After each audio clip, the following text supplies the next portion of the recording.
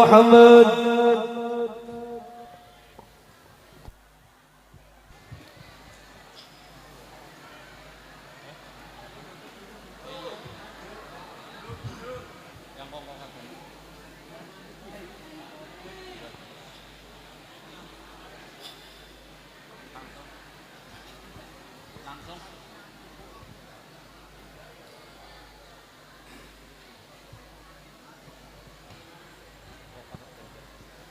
Dungkap adicara ingkang salajengipun inggih punika mau'izatul hasanah dalah doa penutup ingkang badhe kawadar sabdo dening panjenenganipun Al Mukarram Romo Kiai Haji Miftah Maulana Habibur Rahman pengasuh Pondok Pesantren Ora Aji Sleman Yogyakarta.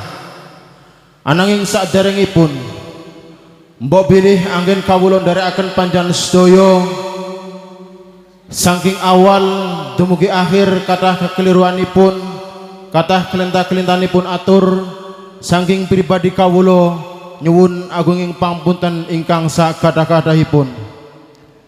Dumateng panjenenganipun Al Mukarram Romo Kiai Haji Miftah Maulana Habibur Rahman wekdal saha mimbar barokah katuraken sumangga.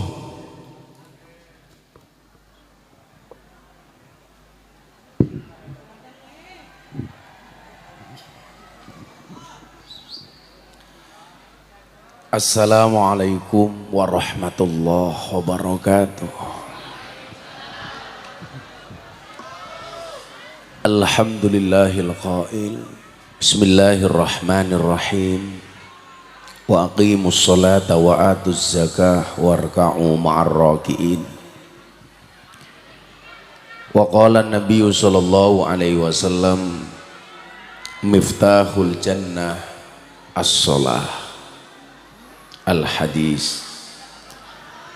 Allahumma salli wa sallim wa barik ala hadan nabiyil karim sayyidina wa maulana Muhammadin wa ala alihi wa ashabihil mujahidin at-tahirin. Rabbi shrah li sadri wa yassir li amri wahlul 'uqdatam min lisani yafqahu qawli, amma ba'du.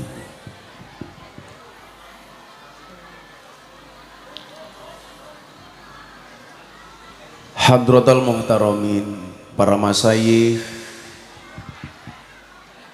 para kiai,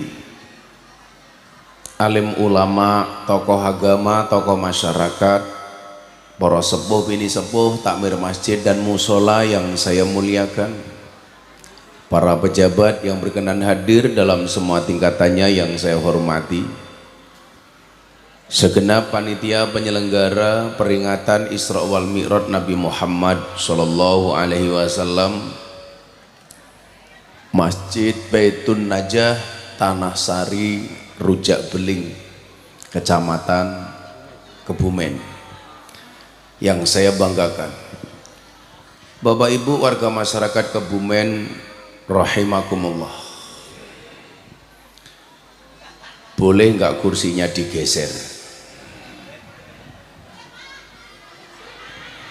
Niki dipindah rene wae Mas. Ya jenengan mriku, jenengan. Niku jeneng mriku. Madhep mojok mriku. Enggak sini, enggak sini.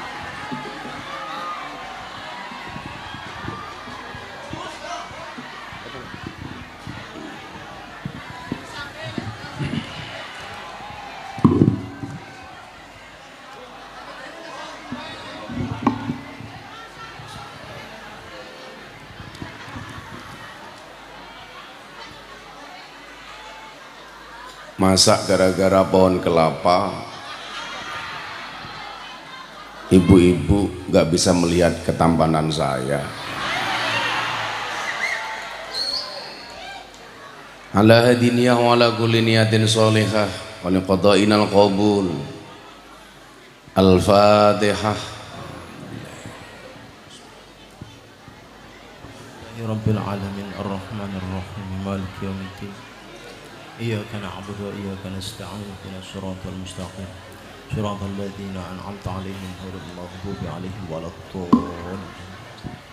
Ibu bapak yang saya muliakan,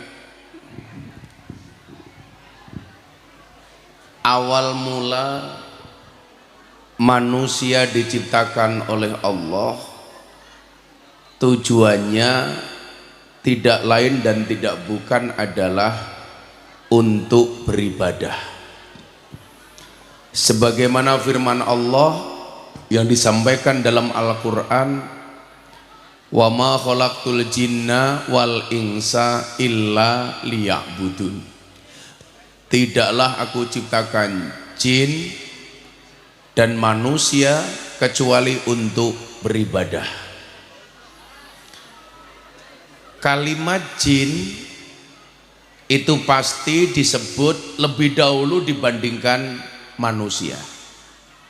Ini menunjukkan bahwa penciptaan jin itu jauh lebih dahulu dibandingkan manusia. Makanya kalau ada ayat yang membahas tentang jin dan manusia, itu pasti jin disebut lebih dahulu. Contoh ayat lain, alladzi yuwaswisu fi sudurin nas minal jinnati wan nas. Pasti jin itu lebih dahulu. Karena memang dalam sejarah sebelum manusia diciptakan, jauh hari sebelumnya sudah diciptakan apa yang disebut dengan Banul Jan, anak turune jin. Nah, tetapi luar biasanya apa? Walaupun manusia diciptakan setelah jin, jin lebih dahulu dibandingkan manusia, tapi kemuliaan manusia dan kesempurnaannya itu jauh lebih besar dibandingkan jin. Makanya ada ayat yang bunyinya laqad khalaqnal insana fi ahsani taqwim. Menungso niku dicempurnake kalih Allah, diciptake dalam keadaan sempurna.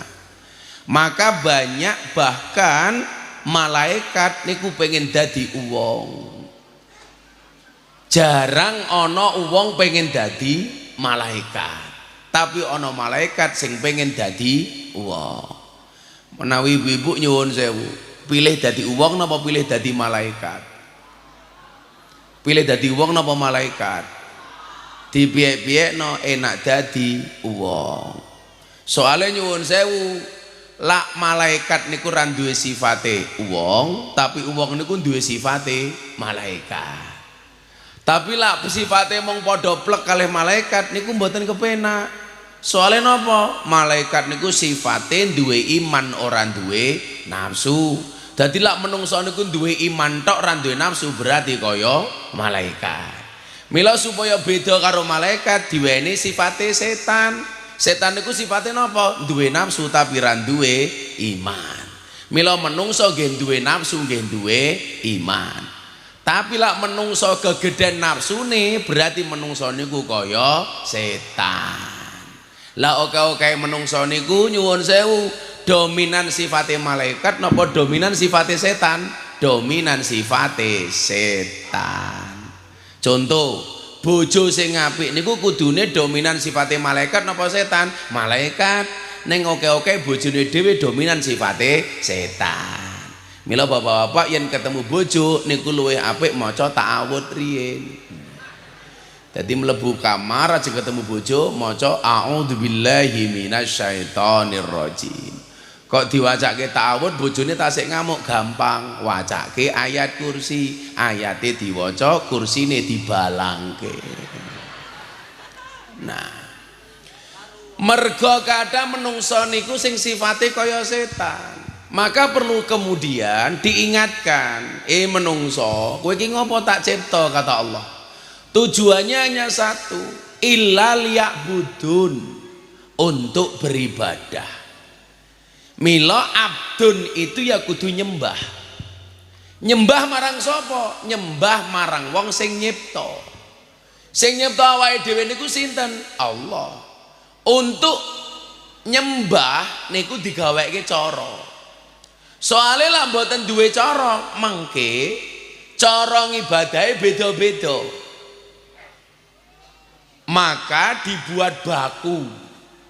Dibuat baku menyembahnya dalam bentuk apa? Supaya seragam wong sak donya nyembah Gusti Allah niku dengan cara yang sama.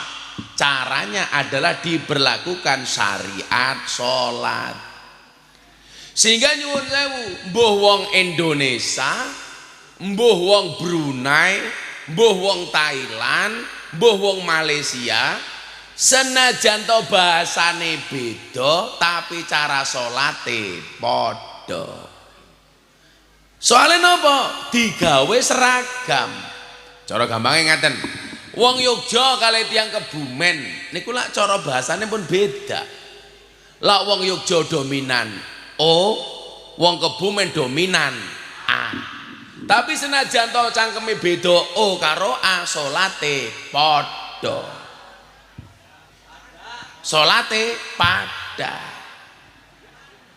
Kan bedane tipis. Sego dadi sega. Boto jadi bata. Rondo dadi randa. Apa maning? Kok ngomong kantal apa ya? Cangkeme.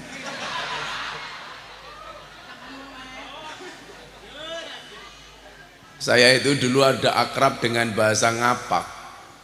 Karena salah satu jamaah saya itu menjumlatil ngapakiyun. Waktu itu jamaah saya yang terkenal dan beliau ngapak adalah Dalang Tegal, Dalang Kondang Saka Tegal, almarhum Ki Antos Susmono. Tapi ya lucu ya, ngakunya ngapak. Tapi kenapa namanya Susmono bukan Susmana?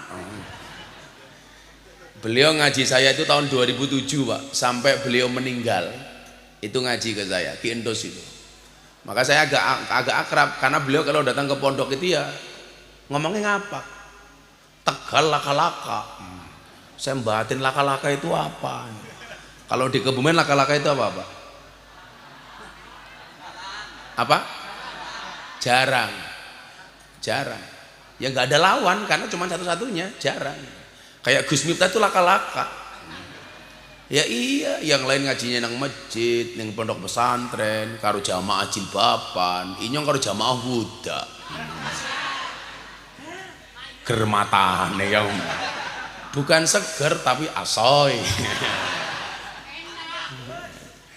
Nah, dibuatlah seragam bagaimana cara kita menyembah Allah. Bentuknya apa? Salat. Maka istimewanya syariat salat niki nyuwun sewu Bapak Ibu. Ketika Allah memerintahkan kita berpuasa, Allah cukup menurunkan ayat melalui malaikat Jibril alaihi salam, disampaikan kepada Kanjeng Nabi Muhammad, kemudian disampaikan kepada kita. Ketika syariat zakat itu turun, Allah kembali menyampaikan ayat melalui Jibril kepada Nabi Muhammad, kemudian disampaikan kepada umat. Istimewanya bahkan sholat itu lebih dari haji. Haji sama apa ayatnya? Wa atimul hajja wal umrata lillah. Diperintahkan haji itu hanya melalui firman yang disampaikan oleh Allah kepada Jibril, kemudian disampaikan kepada baginda Nabi Muhammad, disampaikan kepada umat. Padahal haji yang pahalanya luar biasa, yang ketika orang datang ke Masjidil Haram pahalanya 100.000 kali lipat dibandingkan Masjid Baitun Najah. Jadi nyuwun sewu, kalau orang Kebumen sholat Jumat di Masjidil Haram itu pahalanya 100.000 kali lipat dibandingkan di Masjid Baitun Najah. Mila jenengan ra usah kaget, kok ada orang rujak beling mulai haji malah ra tau Jumatan. Karena tabungannya sehoke. Ayo Pak Jumatan, nyong tabungannya sehoke ya. Niku nyuwun sewu, sedemikian rupa pahalanya. Tapi perintah-perintah itu ya cukup saja disampaikan. Jibril omong noning Nabi Muhammad, napa Gusti? Sesok wong Kebumen haji, ayatnya ini, perintahnya ini. Cukup seperti itu Pak. Apa yang membedakan dengan syariat sholat? Allah tidak cukup mengutus malaikat Jibril untuk menyampaikan kepada Nabi Muhammad, tapi Allah berkenan memanggil langsung yang bersangkutan, memanggil langsung kanjeng Nabi Muhammad. Maka nyuwun sewu, ada pejabat gak di sini? Ada. Siapa? Oh Pak Camat. Oh Pak Kapakesra. Pak Kapakesra nih. Halo Pak. Jangan lupa nyumbang ya. Karena kalau yang nyumbang Gus Miftah nanti masalah maning.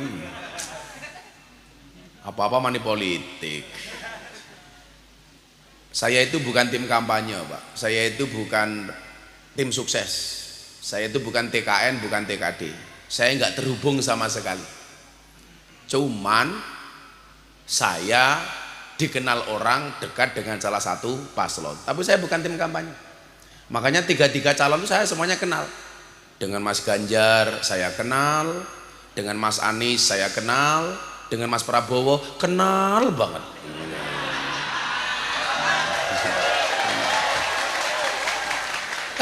Kan tiga-tiganya saya sebut, betul?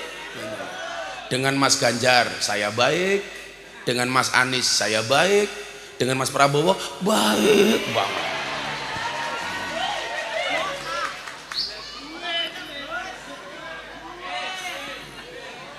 Jadi ya kalau kemudian orang mengidentikan saya dengan Mas Prabowo, itu kan persepsi orang, dan itu benar. Tapi saya bukan tim kampanye, sehingga kemarin tuduhan saya money politik di Pamekasan itu sudah dikeluarkan keputusan dari Bawaslu bahwa yang dilakukan Gus Miftah itu sedekah, bukan money politik. Kalau bagi-bagi duit itu kan memang Gus Miftah. Kalau bagi-bagi masalah itu kamu.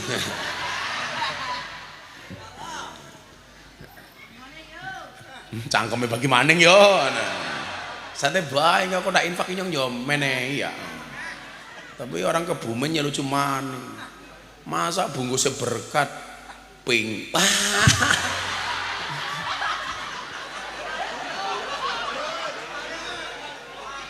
Mungkin panitianya pusing, Pak. Mau pakai bungkus kuning dikira Golkar, ada kan? Mau bungkusnya merah dikira PDI, mau putih dikira Gerindra, mau hijau dikira PKB, ya pink bae. Kan langka. Gambar partai warnanya pink, ya ora pantes ya. Masa partai pink? Saya itu dengan warna pink agak zizi.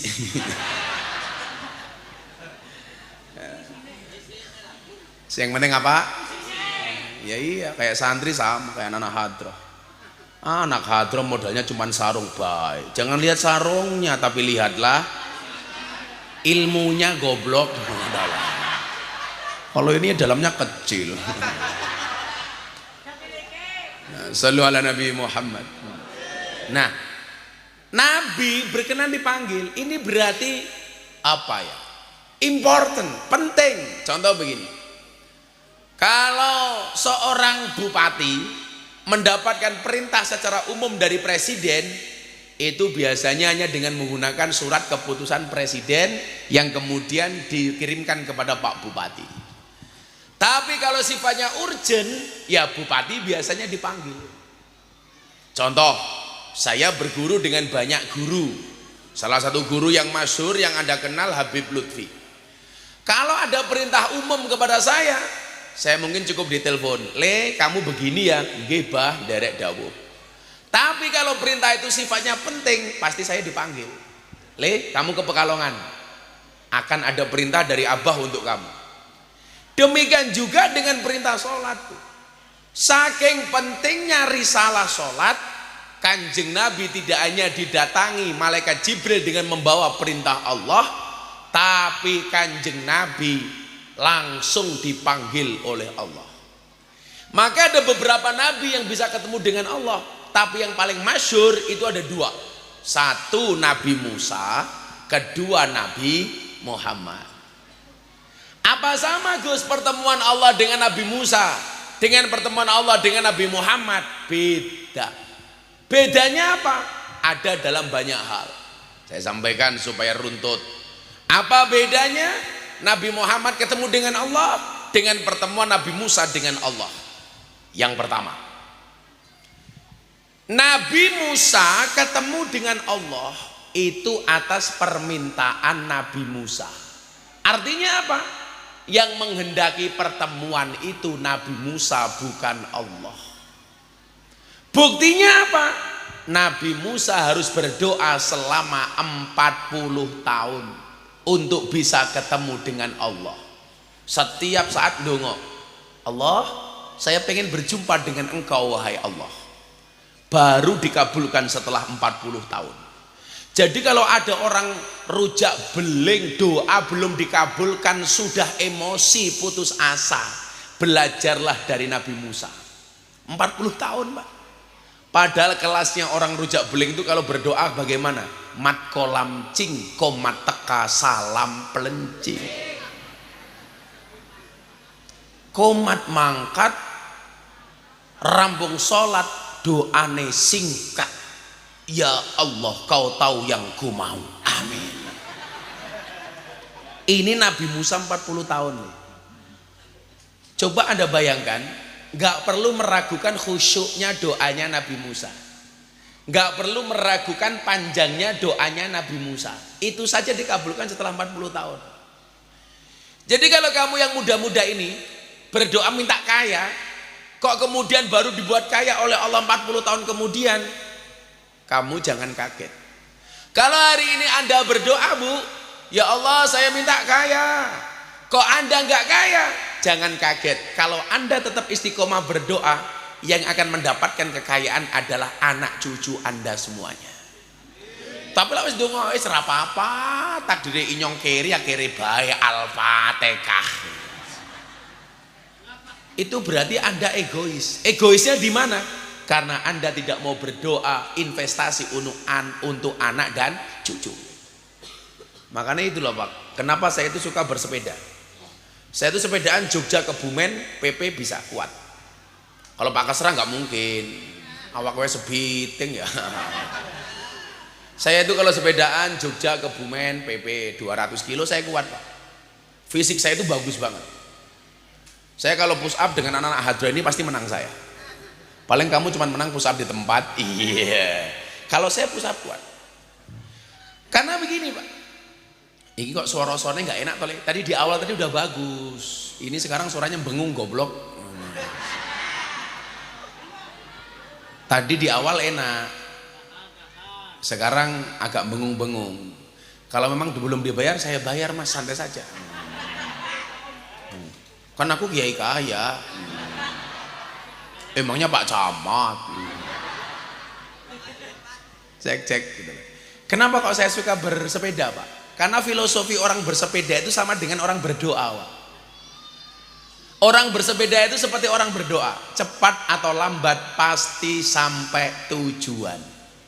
Maka teruslah berdoa walaupun doa-doamu belum dikabulkan. Kewajiban kita itu mengangkat tangan, sisanya biarkan Allah yang turun tangan. Dikabulkan apa orang? Orang urusan kita. Bengung apa orang? Bukan urusan saya.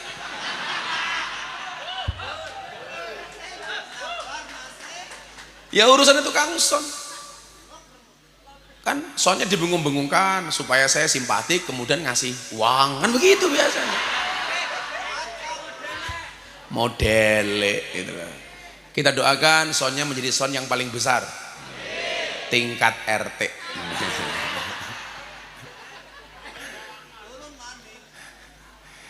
Nah, Nabi Musa itu 40 tahun baru dikabulkan Pak. Jadi kalau kita minta, maka idealnya begini ya, usia kamu 15 tahun itu langsung doanya minta jodoh. Ya Allah tolong nanti saya dikasih jodoh yang cantik, kaya, solehah ya Allah. Doa kamu tuh jangan minimalis. Kita tuh kalau berdoa kadang-kadang minimalis. Cewek doa, ya Allah saya punya suami miskin gak apa-apa, yang penting rajin sholat ya Allah. Ya akhirnya mau ngisol sholat tok tapi miskin. Kalau doa itu maksimal gitu loh Pak. Ya Allah saya punya suami ganteng gak apa-apa, yang penting kaya dan soleh ya Allah gitu. Dapatnya ya kayak Gus Miftah. Kalau ya Allah saya punya suami miskin nggak apa-apa ya Allah, yang penting rajin ngaji. Ya dapatnya Tamimuddin.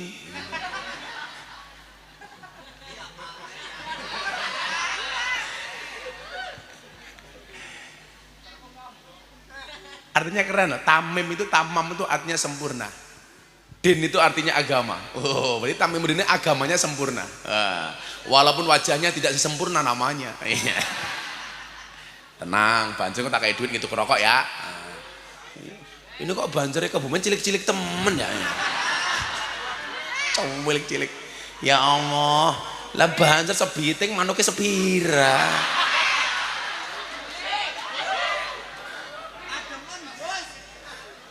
Kademen apa? Ini cilik, ini arane siapa? Jenenge ndik jenenge? Oh, langka. Langka jeneng, berarti seragamnya nyileh ya. Tadi sama panitia sudah dikasih rokok belum, Din? Oh, sudah ya rasida, oh, sudah. Ya kurang menung sarana syukur. Yaudah, Tamimuddin sini, tak kasih uang rokok untuk Banser. Sini saya.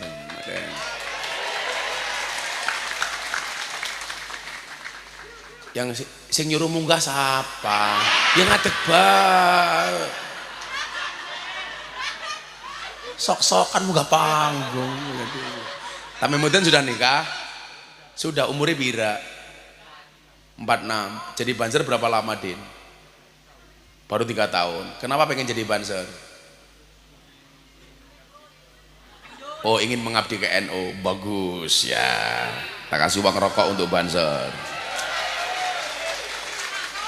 Kowe ngomong money politik tak ajar cangkem. Rokok sabungkus regane pira? 20.000. Ya berarti 100 itu murah ya.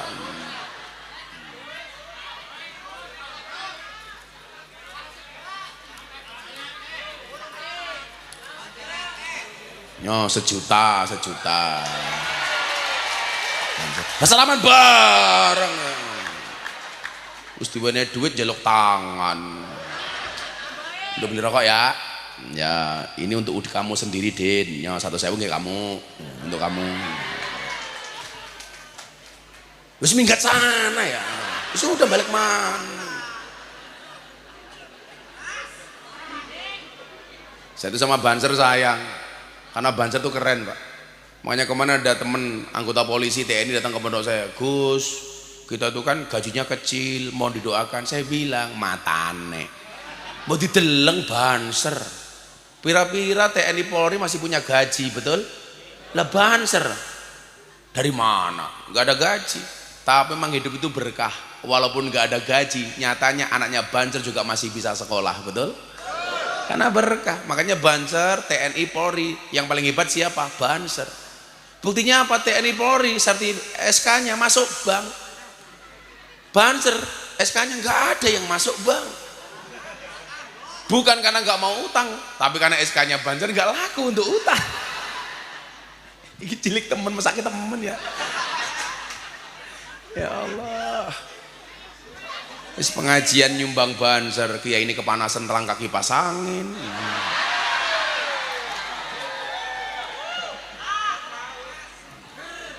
Langkah kipas angin, kopi ini sangit. Panitia kipas anginnya ngendi? Kan aku sumuk. Selangkah kipas angin, kopi ini sangit. Degane rupane kayak ki. Letak temen ya.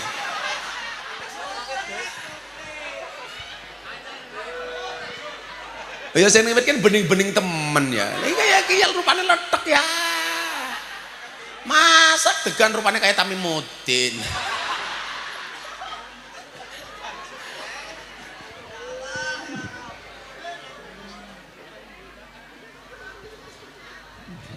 Dan akhirnya panitia sibuk gotong-gotong kipas angin.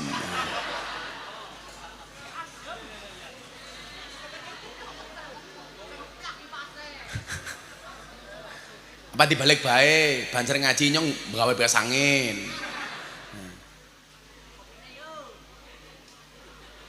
Sudah diangkat, bukannya kesuwen temen ya. kabelnya berundet. Iya kayak raimu.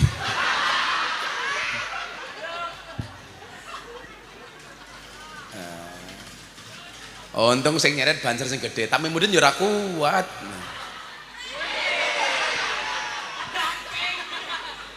Sini agak sini. Sini Mas, biar enggak nutupi jamaah Mas.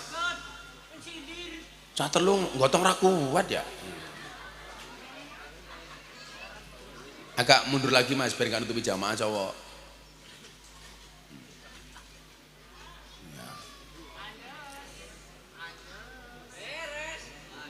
Nah, kan lumayan.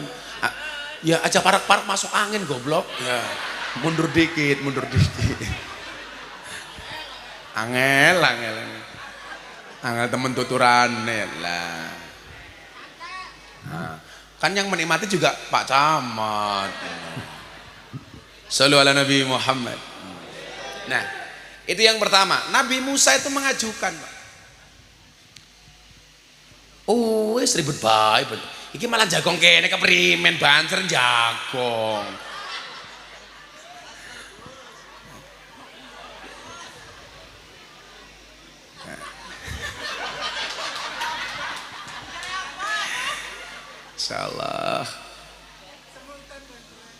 Insya Allah besok Kiai masuk surga yang ngawal banser.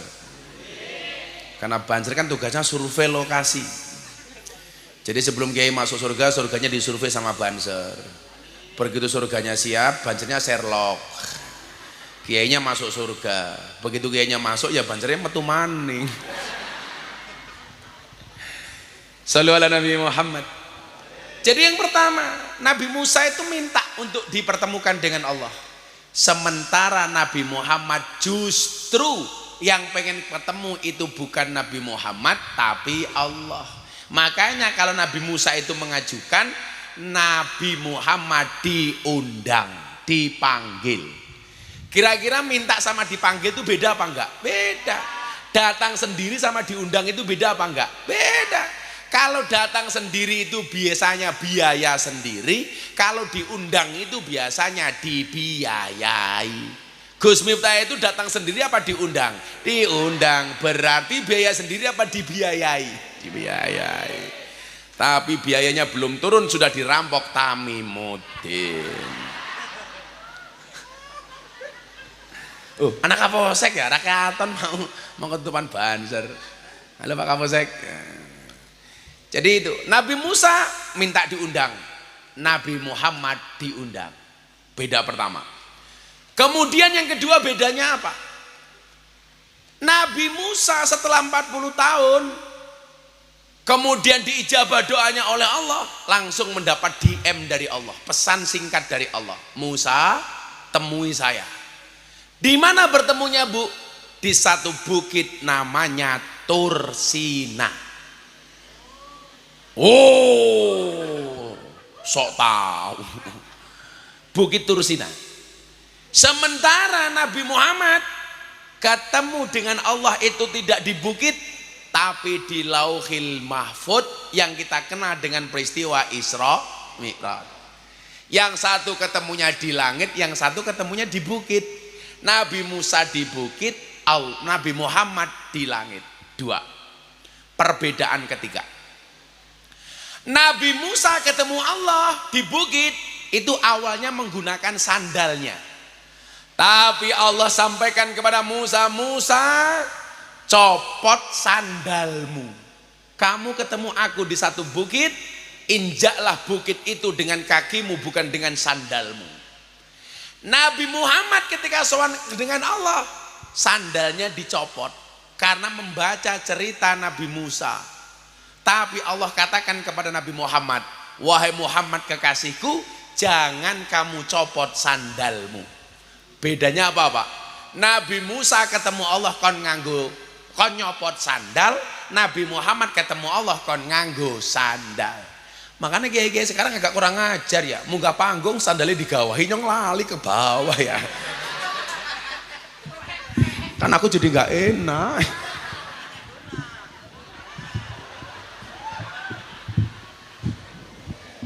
Langsung sigrek wis ngoni ya.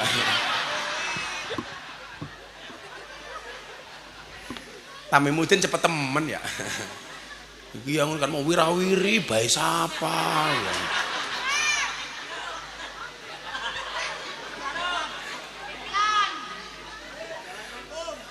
Sing wirawiri randa kan mending ya. Jadi Nabi Musa itu copot sandal ya, ketemu Allah. Nabi Muhammad disuruh pakai sandal. Kenapa alasannya Allah? Langit pengen diinjak-injak dengan sandalnya Nabi Muhammad. Sandalnya saja mulia, apalagi kakinya. Nah, kemudian perbedaan yang selanjutnya, Nabi Musa ketemu dengan Allah. Dari sekian banyak hijabnya Allah, yang dibuka cuma satu hijab saja. Sementara Nabi Muhammad ketemu dengan Allah tanpa dibatasi hijab. Artinya apa? Semua hijabnya Allah dibuka, ketemu langsung dengan Nabi Muhammad. Hujan ya? Tadi panitia bilang sama saya, Gus, kalau pengajian hujan langsung bubar saja. Oke. Kowe ngapa maning? Oh, kudanan. Pengertian temen Tamimudin ya. Wes cair kok, cair.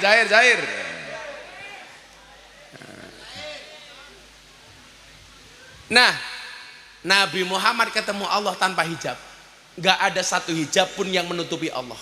Nabi Musa ketemu dengan Allah, itu hijabnya Allah hanya dibuka satu, Pak. Dan Anda tahu apa yang terjadi? Begitu hijabnya Allah dibuka satu, Nabi Musa terlempar, gak kuat melihat nurnya Allah. Bahkan konon disebutkan Nabi Musa itu pingsan sampai 50 tahun, Pak. Gak kuat melihat nurnya Allah. Satu ketika umatnya Nabi Musa melihat Nabi Musa yang pingsan, di batuknya, jidatnya Nabi Musa itu masih tersisa sedikit nurnya Allah. Umatnya Nabi Musa yang melihat nur itu langsung buta. Sementara Nabi Muhammad ketemu Allah tanpa hijab. Pertanyaannya, kenapa kok Nabi Muhammad kuat melihat cahayanya Allah padahal tanpa hijab? Jawabannya sederhana, Pak. Karena Nabi Muhammad itu tidak 100% terbuat dari tanah, tapi setengahnya adalah nurnya Allah. Buktinya apa? Ketika Nabi Muhammad mau sowan di pintu terakhir sebelum ketemu dengan Allah, Nabi Muhammad bertanya kepada Jibril, Jibril, engkau saja yang terbuat dari tanah itu tidak mampu ketemu dengan Allah. Jibril, engkau saja yang terbuat dari cahaya itu tidak mampu bertemu dengan Allah. Bagaimana aku yang terbuat dari tanah? Kemudian malaikat Jibril menjawab, Muhammad kekasihku, aku terbuat dari cahaya, tapi cahayaku bukan cahayanya Allah. Sementara engkau wahai Muhammad diciptakan dari setengah cahayanya Allah. Maka itulah yang disebut dengan Nur Muhammad. Selain memengudan selawatan, nah sampaikan di Nabi. Santai, orang sangoni tak sangoni ya. Kayak sugih. Ya vokalisnya cangkeme badok bae itu gitu.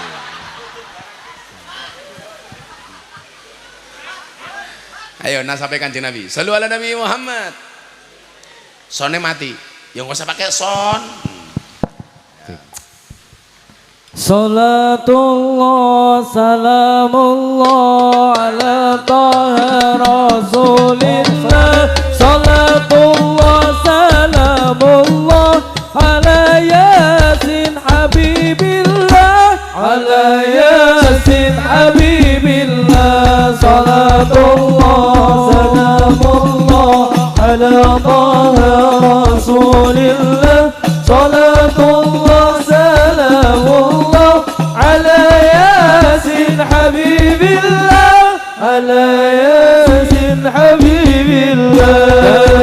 Nabi Muhammad lahir ke ono ing Mekah dina Isnin rolas Maulud taune taun gajah taune taun gajah Siti Aminah Rabane Sayyid Abdullah Kawane Siti Khadijah Lantara Siti Aisyah Lantara Siti Aisyah Salatullah salamullah ala taha rasulillah. Salatullah salamullah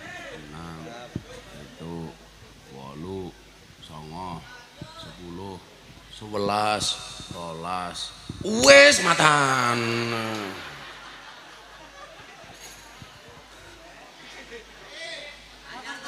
Bangkrut.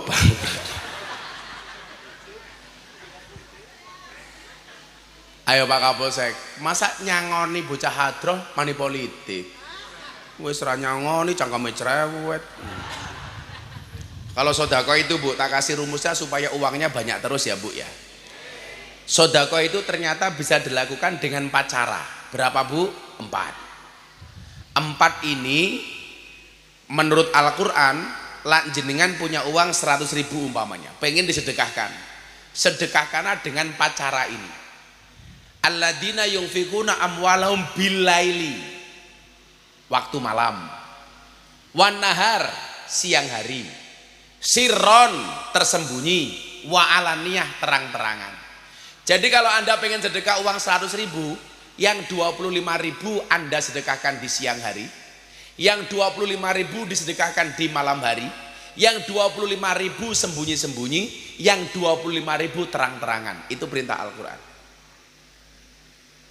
Jadi sedekah siang boleh, malam boleh, sembunyi-sembunyi boleh, terang-terangan boleh, ndelik-ndelik boleh, dikasih lihat orang juga boleh. Yang nggak boleh itu siapa? Diam-diam nggak sedekah, terang-terangan cangkeme cerewet. Betul? Sing cangkeme cerewet ya biasanya jilbabe coklat. Oh coklat kabeh. Sing jilbabe ireng insyaallah. lebih parah. Jadi boleh.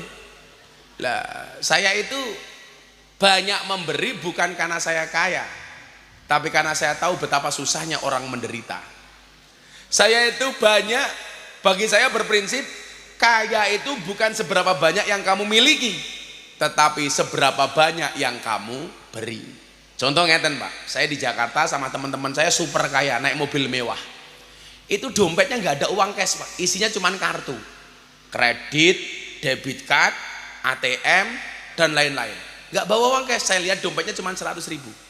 Sementara saya yang lebih miskin dibandingkan dia, uang saya banyak cash. Kenapa? Saya itu nggak sepakat dengan istilah cashless, mengurangi uang cash. Karena kita itu di jalan ketemu pemulung, ketemu pengemis, masa mau ngasih uang ke pemulung harus ke ATM dulu? Masa pakai QRIS? Masa mau nyumbang pemulung pakai gesek? Bawa gesek kan apa ora? Cangkem. Pemulung digesek raine.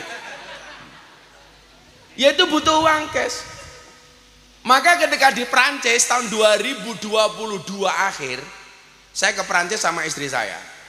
Itu ada pengemis di Prancis itu kayak di sini manusia perak itu loh Pak. Di depan gereja besar di kota Paris. Begitu dia minta-minta, saya kasih uang 100 euro.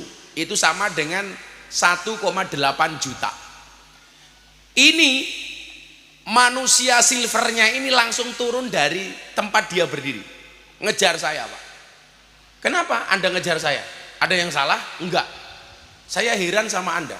Seumur hidup saya jadi pengemis, orang ngasih itu cuma 1 euro recehan, 2 euro, 18.000.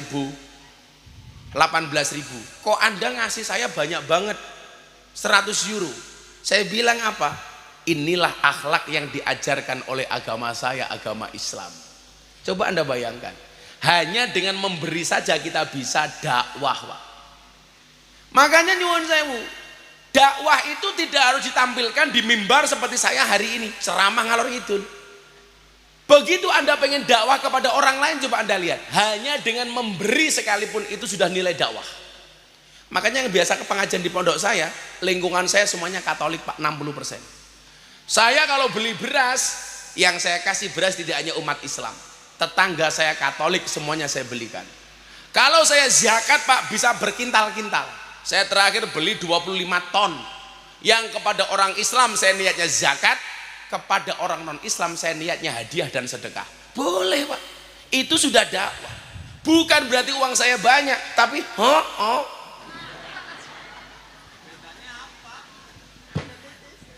loh, saya itu pernah miskin Pak. Mungkin saya lebih miskin daripada jenengan. Walaupun mbah saya itu kaya 7 turunan. Persoalannya saya keturunan nomor 9. Senteng. Kayak Pak Kapolsek ini gantengnya turunan, tapi jalannya nanjak terus, jadi tahu ganteng. Nah, Ibu Bapak yang saya muliakan, kembali ke masalah perintah sholat nih wow. Udah jam 2 ya? Iya jam 2. Karena jam saya isinya 2 semua. Apa ya?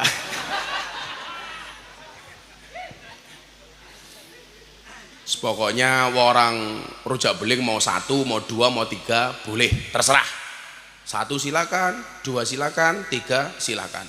Tapi secinta-cintanya kamu dengan 1, tetap kalau ngerokok begini. Kan ngerokok begini, kan nggak mungkin ngerokok begini.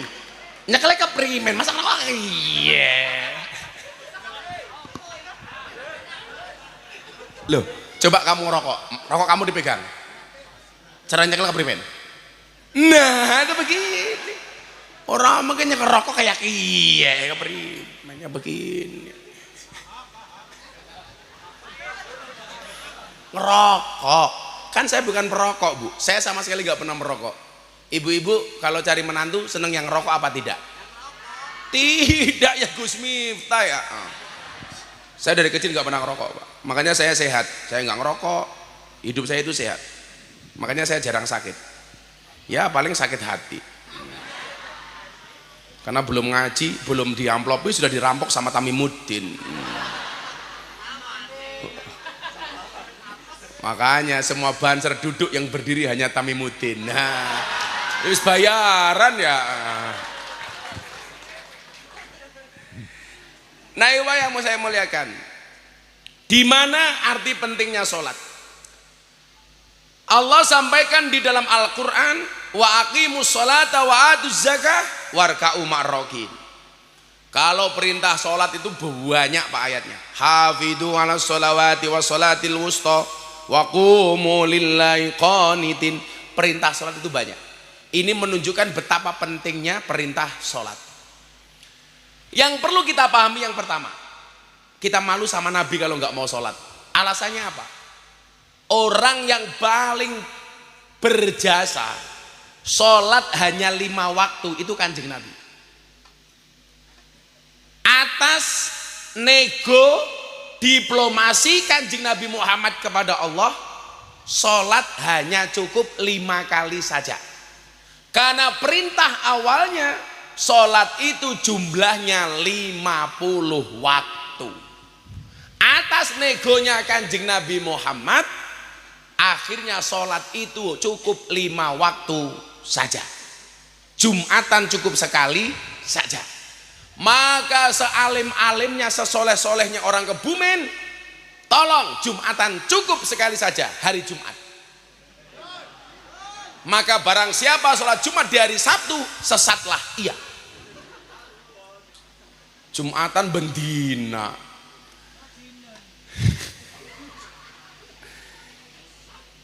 Lima waktu itu jasanya Nabi. Nabi dipanggil sama Allah, Muhammad, kamu beserta umatmu saya wajibkan sholat 50 waktu. Kanjeng Nabi ya oke-oke saja. Oke. Turun ketemu Nabi Musa. Takoni, ping pira mat? 50. Orang mungkin kuat mat, orang mungkin kuat. Umat Rika orang mungkin kuat sholat 50 waktu. Apalagi orang rujak beling mat. Setiap naik ditawar 20 sampai akhir 25 mudun sampai 5 kali. Ini berarti apa Pak? Ini strateginya Allah kalau menurut saya, bahwa Allah bisa berjumpa dengan kekasihnya yang namanya Nabi Muhammad, bisa berjumpa berulang kali. Strateginya bagaimana?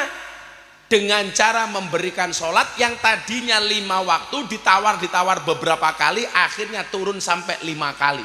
Itu berarti apa? Allah pengen berulang kali berjumpa dengan kekasih hatinya, yaitu Kanjeng Nabi Muhammad. Nah, persoalannya begini, kok kita hari ini meremehkan sholat? Kita tidak hanya sekedar meremehkan Allah, tapi juga meremehkan Kanjeng Nabi. Beliau yang berjuang, bagaimana kita mendapatkan keringanan, mendapatkan kemudahan dari 50 menjadi 5, kok kita masih berat untuk melakukannya? Kita tidak hanya menyepelekan Allah, tapi juga menyepelekan Rasulullah. Sekarang sudah menjadi hukum Pak, urusan dengan Allah itu lebih gampang daripada urusan dengan manusia. Kamu bermaksiat, minta sama Allah taubat, tubu ilallahi taubatan nasuha, langsung maksiatmu diampuni oleh Allah. Tetapi kalau kamu melanggar pasal KUHP, kamu bertaubat, tetap urusanmu dengan Pak Polisi. Betul? Ayo. Jadi nyuwun sewu, lebih gampang urusan dengan manusia apa gampang urusan dengan Allah? Lebih gampang urusan dengan Allah. Anda mohon maaf punya urusan dengan Allah, minta tolong sama Allah, minta maaf sama Allah, selesai. Tapi kalau sudah urusan dengan manusia Bu, ya Allah. Makanya saya sampaikan, kadang-kadang manusia itu karakternya lebih hina dibandingkan anjing. Saya ada satu peribahasa sebagai sindiran kita sebagai manusia. At'imin nas salasa ayamin sayat kuruka fi salasi sanawatin. Berikanlah makan kepada anjing 3 hari, maka anjing itu akan mengingatmu selama 3 tahun. Tapi coba Anda lihat seterusnya, Wat iminna salasa sanawatin sayang saka fi salasi ayamin. Berikanlah makan kepada manusia 3 tahun, dia akan melupakanmu selama 3 hari. Asu dipakani 3 dina kelingan 3 tahun, menungsa dipakani 3 tahun lali 3 dina. Berarti apik menungsa apa asu?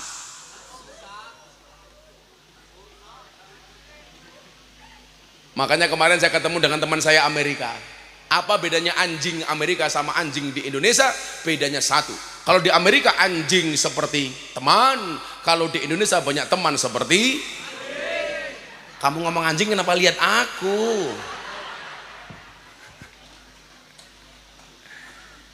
Anjing itu tidak akan pernah menggigit orang yang menolongnya.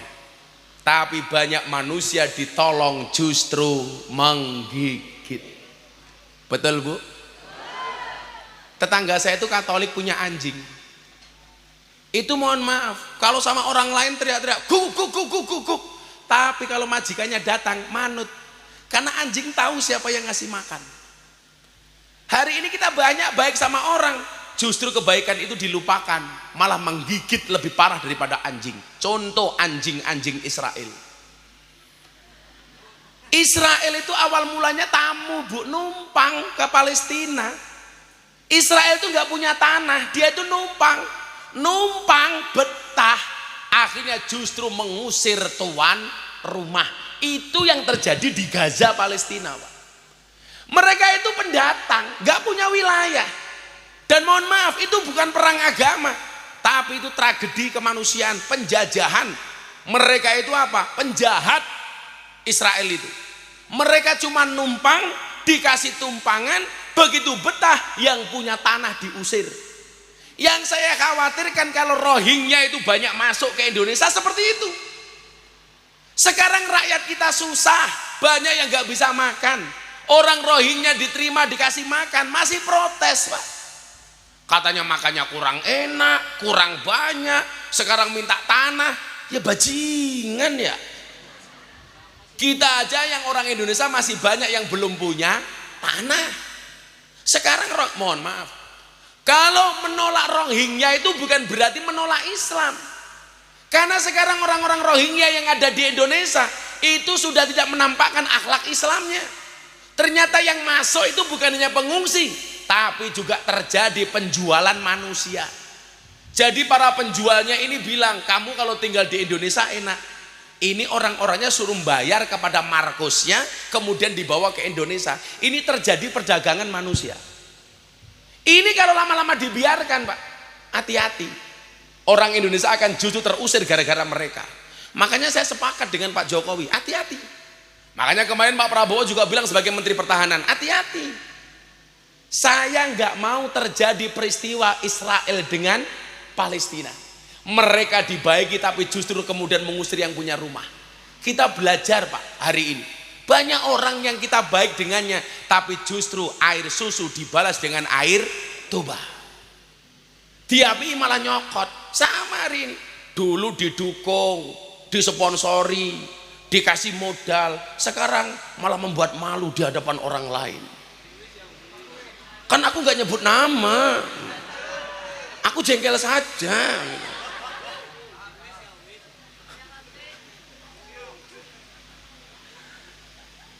Jadi mohon maaf, kalau hari ini kita tidak bisa berbuat baik dengan Nabi melalui sholat, berarti Anda tidak melihat perjuangan Nabi.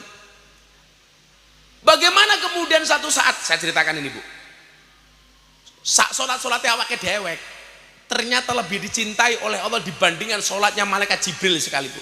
Tak kasih contoh, malaikat itu yang bentuknya paling bagus nih, itu namanya malaikat Jibril. Tapi yang paling besar bukan malaikat Jibril.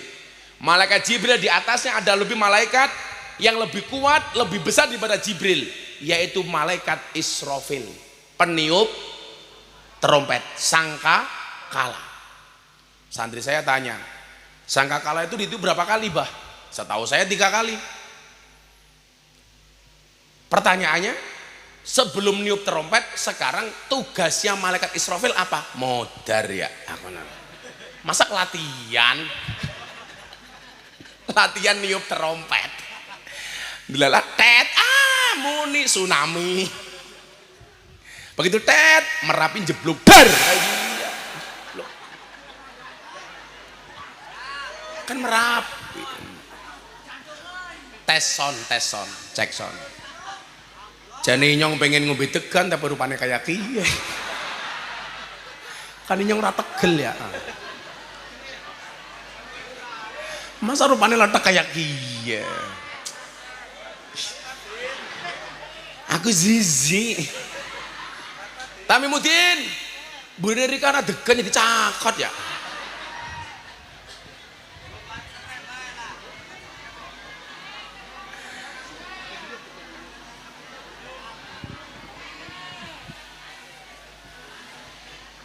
Saya itu orangnya resian soalnya Bu. Saya itu kalau di pondok ada santri kok bikin kopi, itu nyuguh tamu kok delewer. Pasti santrinya saya marahi Pak. Nggak sopan menurut saya. Makanya ini keren ini panitianya. Nggak ada delewer sama sekali. Kayaknya sebelum disuguhkan tadi sudah dijilati sama Tamimuddin.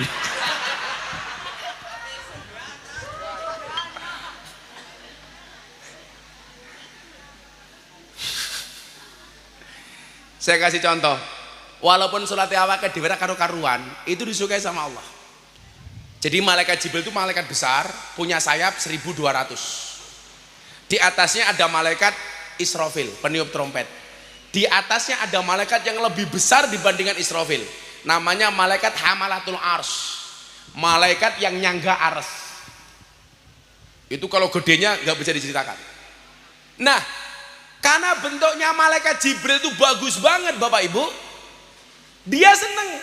Oh, saya malaikat yang paling bagus. Jadi mohon maaf, kalau ibu-ibu bangga dengan kecantikannya itu boleh. Seneng dia diciptakan cantik itu boleh. Tapi ingat, nggak boleh sombong. Karena kamu cantik itu bukan karena kamu hebat, tapi karena Allah takdirkan kamu bermuka cantik. Laki-laki juga sama, kamu ganteng itu jangan sombong, karena Allah takdirkan sombong. Tapi ingat saja, laki-laki ganteng kira penting nih, lebih penting duit. Makanya anak-anak hadroh ingat ya, tutuplah wajah jelekmu dengan bagusnya rekeningmu. Wow. Karena bagusnya rekeningmu akan menentukan istrimu ayu. Lu bener Bu, makanya coba Anda lihat. Laki-laki sama perempuan tuh orientasinya beda Pak. Niki wong lanang seurung sadar tak kandani. Kenapa di surga itu ada bidadari, kok nggak ada bidadara? Ayo, bisa jawab tak kayak duit. Jawabannya sederhana. Puncak kenikmatan laki-laki itu perempuan. Tapi puncak kenikmatan perempuan bukan laki-laki Pak, tapi emas, harta dan berlian.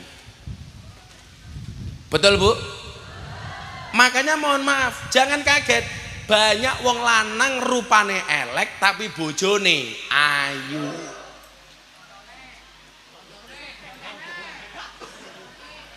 Kalau kamu beda, bojomu elek, kowe ya remuk. Karena laki-laki itu Pak, semakin kaya laki-laki itu semakin butuh perempuan.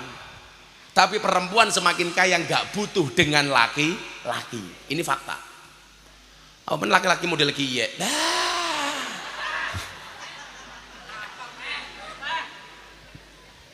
Laki-laki itu semakin kaya biasanya semakin nakal. Perempuan semakin nakal semakin kaya Pak. Contohnya siapa? Contohnya Londe Sarkem ya. Pengalaman mau nyong kiye ini Londe. Kan sing teka Rika.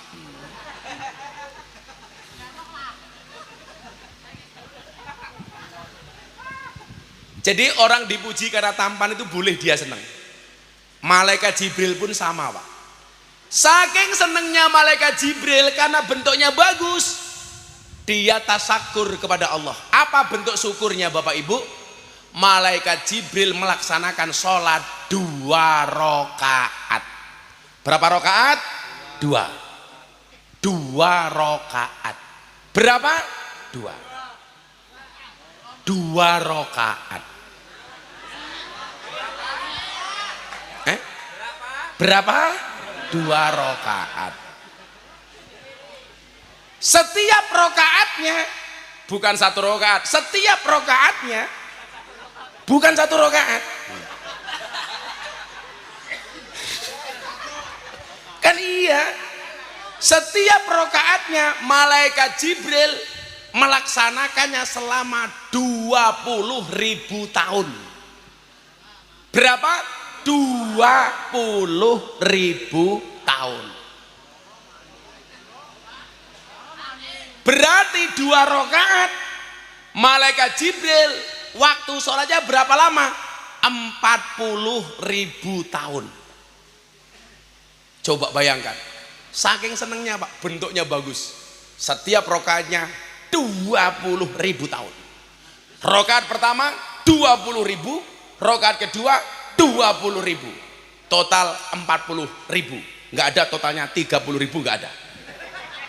40.000 tahun. Pinter temen ya. Padahal kopi ini langit, degane letek ya. Orang diganti-ganti. Kere temen ya. Berarti panitia Baitun Najah laka-laka. Singkat cerita Bapak Ibu, selesai malaikat Jibril di sholat, Allah datang. Akhirnya Allah mendatangi malaikat Jibril. Masa menehi degan. Wah, kudune ngarepe ngepek ya, pelik temen mungkin ya.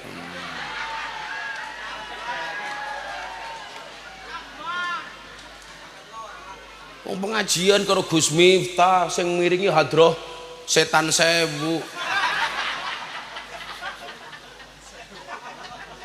Bala 1000 kok setan 1000. Ah, ki vokalis sing ngerokok maning. Enggak apa-apa, keprimen nyekel rokok. Nah, kayak gitu.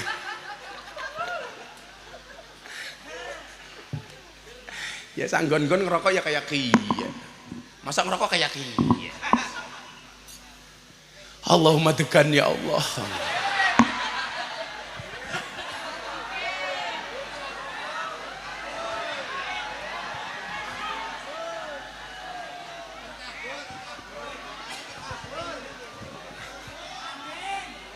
Iki sing apik, kiyene ngepek degan dewek ya.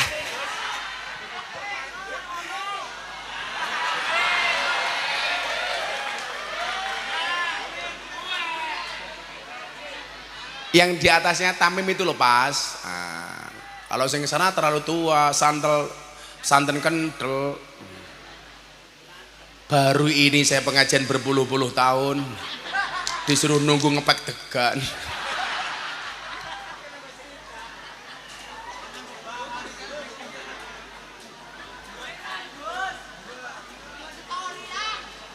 Tiga story sing apik ya. Ya degane sing apik 2 ya.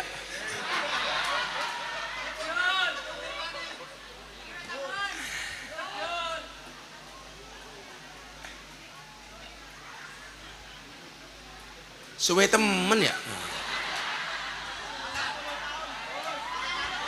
Oh 40.000 tahun.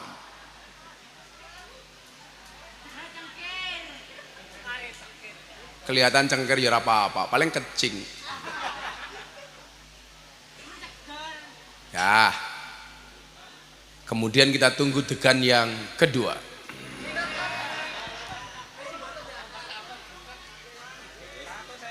Satu 1.000. Orang antemi ya. Cepet tak antemi ya. Wah, gaya temen ra gelem napa duit ya. Banser. Santet ya. Keren gak doyan duit. Kamu minta? Banser saja nggak minta, kamu minta aja. Yes. Acara selanjutnya pergantian degan.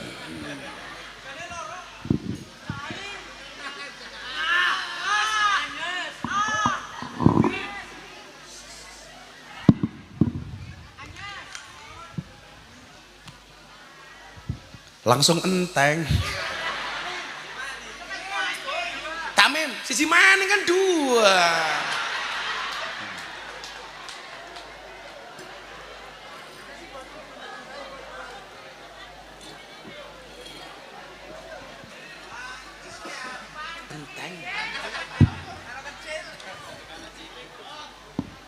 Orang percaya enteng, dia tak balik. Lah, orang percaya.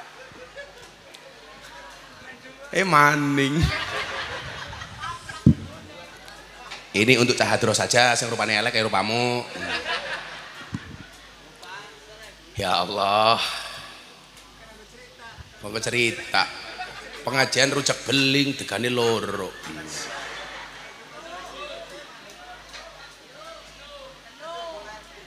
Loro tuh keperimen dua.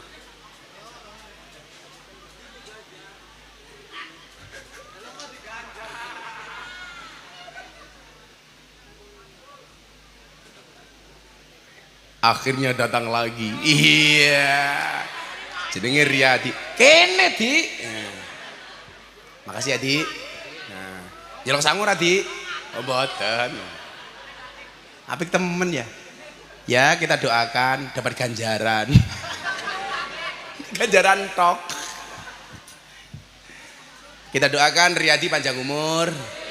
Jadi banser sedunia mati, yang hidup Riyadi sendiri. Nah, akhirnya malaikat Jibril ini didatangi sama Allah, Pak. Jibril, saya senang dengan sholatmu. Saya tidak pernah melihat satu hambaku yang sholatnya lebih panjang dibandingkan sholatmu, yang rukuknya lebih bagus dibandingkan rukukmu, yang sholatnya lebih khusyuk dibandingkan khusyukmu. Malaikat Jibril tersenyum. Tapi Jibril, nanti di akhir zaman akan ada satu golongan yang lebih aku cintai dibandingkan dirimu, yang sholatnya mungkin tidak sekhusyuk sholatmu, yang sholatnya tidak sepanjang sholatmu. Bahkan di antara mereka banyak yang sholat ketika sholat lupa berapa bilangan rokaatnya. Malaikat Jibril takon, jamaah ngendi ki ya? Jamaah Baitun Najah Jibril. Sholatnya rada-dawa. Tapi ternyata sholat kita umatnya Nabi Muhammad itu dicintai oleh Allah. Coba Anda bayangkan, Bu, kalau kita diminta sholatnya seperti malaikat Jibril. Sholatnya imamnya kesuwen titik baik protes. Makanya saya bilang, Pak, jadi imam negara kayak Pak Jokowi itu tidak mudah. Banyak yang protes. Imam sholat baik, mau sholat, sudah diprotes. Pak Imam, aja kesuwen. Akhirnya imamnya yang dibaca cuma 2 ayat tok. Bismillahirrahmanirrahim. Wadduha walaili idza saja. Allahu akbar. Walaili idza saja. Nah, maksud saya apa, Bu? Ya wis lah. Mungkin kita tidak bisa menjadi umatnya Nabi yang sempurna. Tapi minimal sholatnya itu dijaga. Maka kalau saya ngaji sama mbak-mbak lokalisasi, Bapak Ibu, itu yang saya prioritaskan soal sholat. Saya bilang sama mbak-mbaknya, kamu mau jualan kroto yo karepmu. Ya kroto. Kroto apa? Pakan manuk. Manuknya siapa? Tami Mudin.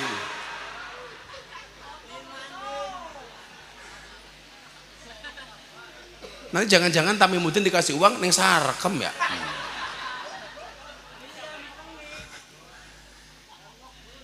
Sherlock. Jadi saya itu kalau menekankan, Mbak, sama anak-anak pemabuk, anak-anak nakal itu, prioritasnya cuma sholat, Bu. Mengingatkan mereka untuk tidak meninggalkan Allah. Bahasa saya apa? Cukuplah bodimu yang bermaksiat, hatimu jangan. Maksud saya apa? Saya tidak bisa intervensi. Saya itu nggak perlu ngomong, nak, mabuk itu haram. Mereka sudah tahu, Pak, kalau mabuk itu haram. Nak, ngelonte itu haram. Gak perlu, Pak, mereka sudah tahu bahwa ngelonte itu haram. Gak perlu saya ngomong itu. Yang bisa saya lakukan cuma satu. Kamu ngelonte itu urusanmu, kamu mabuk itu urusanmu. Kewajibanku mengingatkan kamu supaya jangan sampai melupakan Tuhanmu, jangan sampai meninggalkan sholatmu. Karena perintah Allah apa? Hafidhu ala sholawati wa sholatil wusta. Sholat itu harus dijaga. Bahkan ketika seseorang itu belum bisa meninggalkan maksiat, itu tidak boleh meninggalkan sholat. Bahasa saya kepada mereka apa? Tetaplah sholat walaupun kamu masih bermaksiat. Tetaplah sholat walaupun kamu belum meninggalkan maksiat. Sehingga nyuwun sewu, rata-rata di antara mereka kelasnya STMJ, sholatnya terus, maksiatnya jalan. Kalau bahasanya orang rujak beling, amar ma'ruf nyambi mungkar.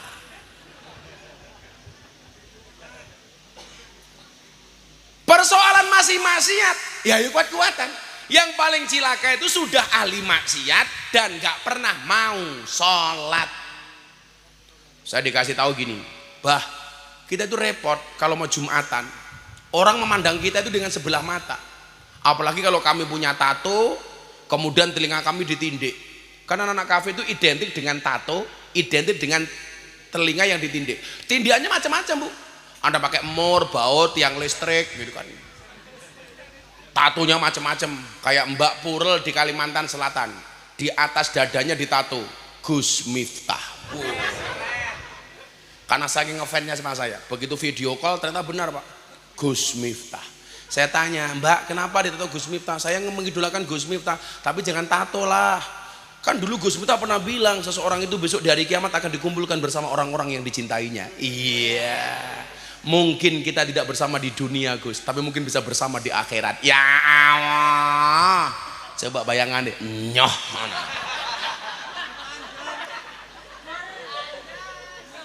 Itulah alasan kenapa saya selalu menggunakan kacamata hitam, supaya kalau mata saya mendelik tidak kelihatan. Itu ya kalau depan saya seksi, lalu ngarep inyong Tamimuddin, wis wong ireng inyong nyawang kacamata ireng tambah ireng, Din. Mereka itu kadang, Pak, saya tolong ya, kalau ada orang-orang seperti itu masuk masjid, jangan dijauhi, jangan dimusuhi, jangan dibully, dirangkul. Karena hakikat dakwah itu merangkul bukan memukul, mengajak bukan mengejek, memuliakan bukan menghinakan, menghormati bukan membuli. Kebetulan saya ditakdir oleh Allah menjadi orang yang sangat sabar ngurusi orang-orang seperti mereka. Makanya saya waro-waro di mana-mana. Dimanapun ada tempat lokalisasi, ada klub malam yang mbak-mbaknya butuh mukena, butuh rukuh, silahkan bilang saya. Berapapun jumlahnya saya belikan. Saya kemarin bagi ruko di Batang, lokalisasi Penundan, ada 300 PSK, semuanya saya belikan mukena. Kemarin di Sarkem, mbak-mbaknya bilang, "Bah, rukonya sudah jelek, tolong minta ruko." Saya belikan 300 mukena. Saya masuk musola yang dulu pertama kali saya sholat, ya Allah, Pak, jebol nggak karu-karuan, eternitnya rusak, temboknya sudah jelek, karpetnya nggak karu-karuan. Saya renov seminggu ini jadi, supaya besok Ramadan mbak-mbak itu bisa nyaman sholat di situ. Di Pasuruan Gang Sono Tretes, sekarang lokalisasi terbesar di Jawa Timur. Nggak pernah seumur hidup dibikin pengajian, siapapun datang ditolak. Kemudian germonya bilang, yang boleh pengajian di tempat ini hanya Abah Gus Miftah. Saya datang ke sana, Pak. Panitianya Germo, Angelo, antar jemput lontek. PSK-nya jumlahnya berapa, Pak? 580. Apal. Akhirnya mereka saya bilang, mau apa? Kita butuh mukena, Bah. Tak belikan. Syaratnya apa, Pak? Tinggal sholat. Aja tinggal lemek ya. Akhirnya Ramadan kemarin, Pak Kapolsek, mereka terawih menggunakan ruko dari Gus Miftah. Rampung terawih, ya kerja maning. Saya tanya, laku apa enggak, Mbak? Alhamdulillah, Bah, laris. Kok bisa? Iya, berkahnya Abah. Bah. Loh, boleh enggak PSK terawih? Boleh. Siapa yang melarang? Mereka itu kalau kerja juga doa, Bu. Kayak anak-anak Sarkem itu. Mau kerja ya doa, ya Allah, mudah-mudahan malam ini tamu saya banyak dan loman-loman. Tamimuddin teka. Nah, jaluk gratisan. ninggal KTP. Nah, yang menjadi problem adalah kita masih menyepelekan sholat. Padahal miftahul jannah kata Nabi itu ya sholat. Kuncinya surga itu ya sholat. Saya tidak minta Anda itu harus malam bangun malam qiyamul lail tahajud. Kalau pagi suruh sholat duha, sebelum subuh witir. Enggak, bukan itu. Yang wajib saja ini ayo dijaga, itu udah keren. Enggak usah kepikiran sholatku diterima apa ora. Kalau seandainya hari ini malaikat datang menyampaikan kepada saya, Miftah, sholatmu subuh tadi nggak diterima, saya masih seneng Pak. Seneng saya di mana? Minimal saya ditakdir oleh Allah menjadi orang yang masih bisa menjalankan sholat. Sementara di luar sana banyak orang yang tidak mau sholat. Kalau seandainya saya dikasih tahu, Miftah sholatmu nggak diterima sama Allah, saya nggak berkecil hati Pak. Minimal saya menjadi orang yang berkesempatan menjadikan jidat saya sujud di hadapan Allah, menjadikan pinggang saya rukuk di hadapan Allah. Soal diterima apa enggak itu bukan urusan saya, urusan Allah. Yang penting saya sholat. Makanya sholat saya enggak beban. Wong saya butuh sama Allah, bukan Allah yang butuh sama kita. Kita sholat tidak menambah kemuliaan Allah, kita tidak sholat juga tidak mengurangi kemuliaan Allah. Tapi yang terjadi, kita sholat menambah kemuliaan kita, kita tidak sholat akan mengurangi kemuliaan kita di hadapan Allah.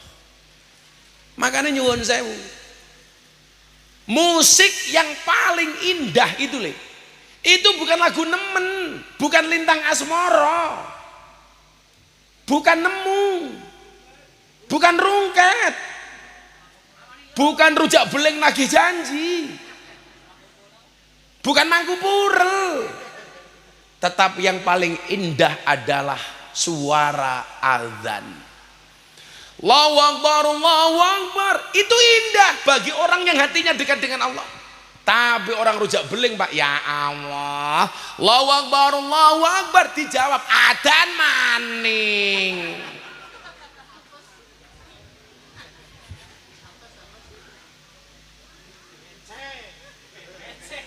Orang ngece. Fakta, Cok.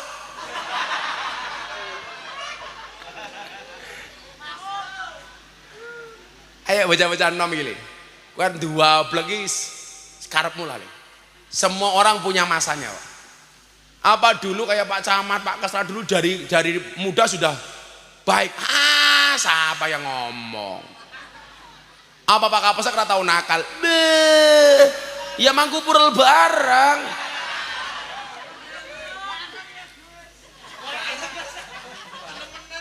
Malah mangku purel berjamaah. Sherlock.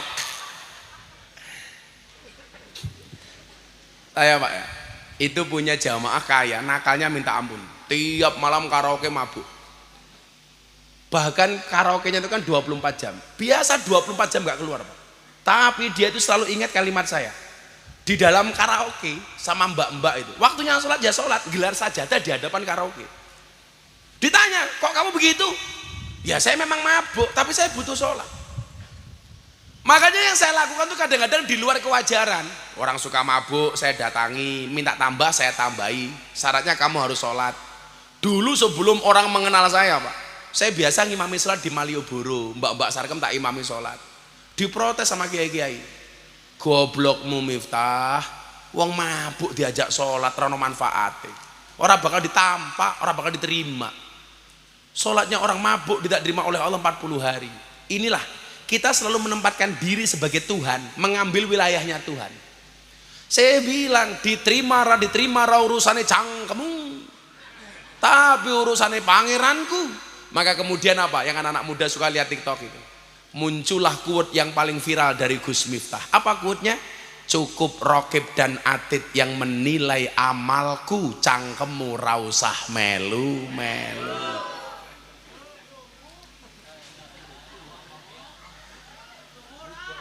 Betul? Kenapa kita mengambil wilayahnya Tuhan? Ya kalau mereka divonis seperti itu, kapan mau sholat? Waktu tiap hari mereka mendem Pak.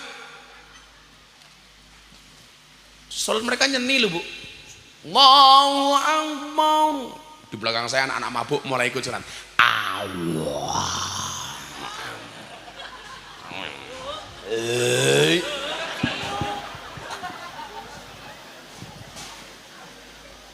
Coba Anda bayangkan, Pak. Orang mabuk alkohol saja kita lihat seolah-olah senikmat itu. Apalagi kalau mabuk ibadah. Apalagi kalau mabuk keakbaran Allah. Semuanya diniati man wahaban nafsahu lillah, Allah. Udah nggak punya rasa takut apapun. Miskin, Allah. Dimusuhi orang, Allah. Makanya saya itu kalau cuma dibully, nggak ngefek. Orang mungkin pedot, asolole, tak dung pedot. Musik, asolole, tak dung pedot. Siapa sih pedot? Tamimuddin.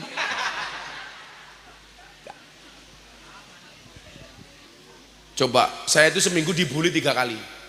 Amplop Abah Kirun viral, katanya Gus Miftah nyuap Abah Kirun. Padahal saya sama Abah Kirun sama-sama ngisi pengajian. Saya ngisi, Abah Kirun bintang tamunya. Seharusnya bintang tamunya Cak Percil. Cak Percil nggak bisa yang berangkat Abah Kirun. Sama-sama dikasih bisaroh sama panitia. Tapi narasi yang disebar, Gus Miftah nyuap Abah Kirun supaya tidak milih paslon Amin. Hoak. Saya pas umroh, makanya yang lain di Indonesia membuli saya malah tawaf. Pulang saya mengucapkan selamat Natal, dibully. Miftah Kristen mengucapkan selamat Natal. Saya jawab, siapa yang bilang? Kemarin selamat hari ibu, saya mengucapkan selamat hari ibu, saya nggak jadi ibu. Muncul lagi bully, money politik, bagi-bagi duit di Pamekasan. Dibully, istri saya sampai nangis. Kenapa kamu nangis? Komentarnya jahat-jahat, bah. Yang goblok kamu. Lah kenapa? Komentarnya kamu baca. Kalau saya nggak pernah sakit hati, kenapa komentarnya tidak pernah saya baca? Untuk apa dibaca, Cok? Ya kalau Tamimuddin dibaca, followernya mung 3. HP saya sampai hang, komentarnya puluhan ribu. Ya males sih nyong baca, ngapain? Komentarnya ya Allah kata orang-orang. Sakit hati Gus? Enggak. Ngapain saya sakit hati? Istri saya tanya, kok Abah selalu dimusuhi? Iya, karena saya kuat. Kok Abah selalu dibully? Iya, saya terkenal. Coba Tamimuddin, enggak ada yang membuli. Kok Abah selalu direndahkan? Ya karena mungkin kita tinggi. Kenapa Gus Abah selalu dihina? Ya mungkin kita terhormat. Maka dulu ada satu Gus namanya Sugi Nur, Gus Nur menghina Gus Miftah dengan mengatakan, dasar Miftah Gus telek. Saya bilang saya bangga jadi telek. Kenapa? Karena nggak ada seorang pun yang berani menginjak-injak telek.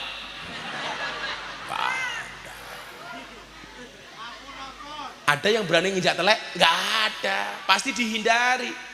Bahkan ketika orang Kebumen nginjak telek langsung pincang. Aduh, telek, aduh. Tapi lucunya Tamimuddin ngerti telek malah diambu. Telek apa ya? Ya mambu goblok.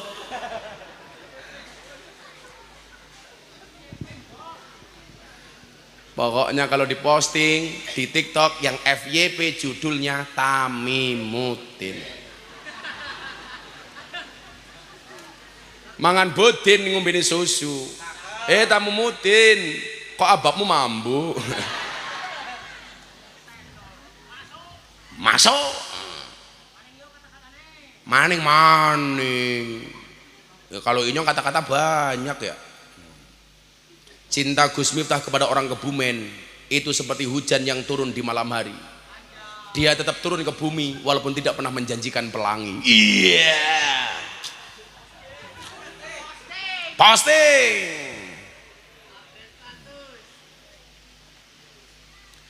Miftahul jannah as-sholat. Kunci dari surga adalah sholat. Maka saya minta Bapak Ibu, apapun keadaannya yuk, jangan pernah meninggalkan sholat. Dijaga, hafidhu ala sholawati wa sholatil wusta wa qumu lillahi qanitin. Insya Allah dengan sholat, walaupun di dunia kita nggak seberapa, tapi insya Allah mulia di hadapan Allah Subhanahu wa ta'ala. Sudah jam 2, saya harus pindah ke tempat yang lain. Ya ini jam 2.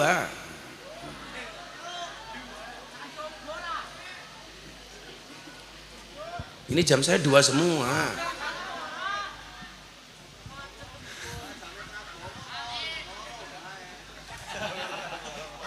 Kan aku capek ya. Oh, degan yang kedua belum diminum. Tambah degan maning, cukup 2 saja. Kami mudin. Cangkem ger kayak gini. Pon dong bareng-bareng. Hasbi Rabbi Jalallah ma fi qalbi ghairullah Nur Muhammad sallallahu la ilaha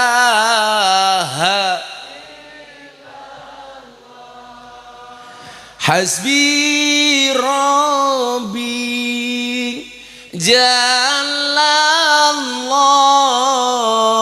ma fi qalbi ghairullah nur Muhammad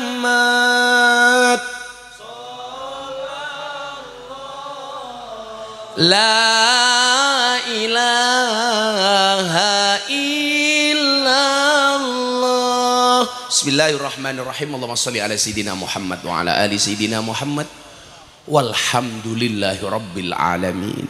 Allahumma rzuqna istiqamah, Allahumma rzuqna biziyadatil ilmi war rizqi wal ibadah, Allahumma rzuqna ziyaratal makkah wal madinah, Allahumma rzuqna dzurriatan thayyibah, Allahumma rzuqna ahlan sakinatan mawaddatan wa rahmah, Allahumma rzuqna bi alfi quwwah, Allahumma rzuqna bi alfi barakah, Allahumma rzuqna bi alfi karamah, Allahumma rzuqna min ahli sunnah wal jamaah, Allahumma rzuqna bi husnil khatimah wa na'udzubika min su'il khatimah wa adkhilnal jannata mal abrar ya aziz ya ghaffar ya rabbal alamin walhamdulillahi rabbil alamin. Sedaya panitia matur nuwun. Assalamualaikum warahmatullahi wabarakatuh.